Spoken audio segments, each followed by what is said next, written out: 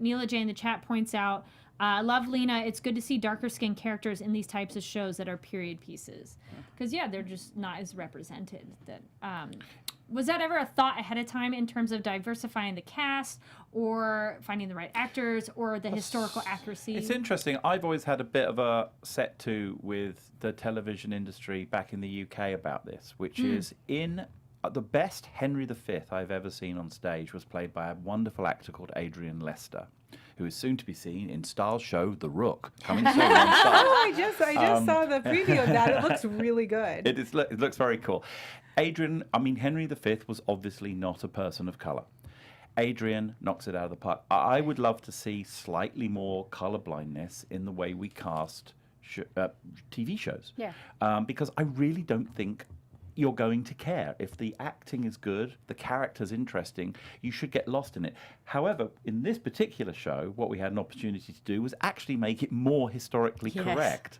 So this isn't diversity casting, this is accurate historical casting. But also, I think I sort of got caught fire with it when I was doing The White Princess, and I asked one of our historical advisors what would be the situation for people of colour in this period. Because even though I knew the main characters had to be white characters because they're all of the same family, I wanted to try and, show that. And the historical advisor said, yeah, I know what you're trying to do. You want to just do some diversity because it's all a bit PC, but it would be, and I quote, a stark anachronism to put people of colour in the show. So I was like, thanks. Google it. I mean, literally, a cursory Google search will tell you that isn't true. And I was so... So did you get a new advisor? It wasn't someone formally on the show, but yeah. So we did have some people of colour in The White Princess because I wanted to at least try and show in the crowd scenes, that people of colour existed in London.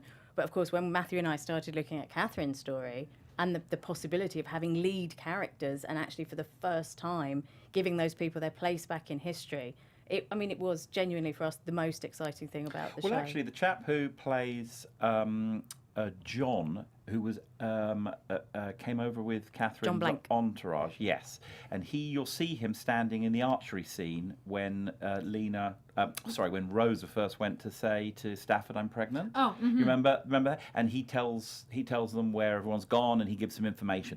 That character is a real person that you can. That was the first person when we Googled we found John Blank, who was a herald in the court of Henry VIII.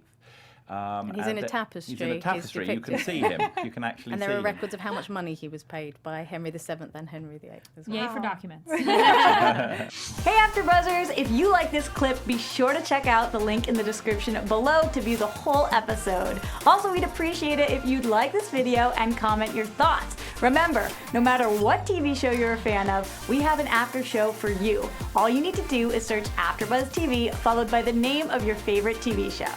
Buzz you later.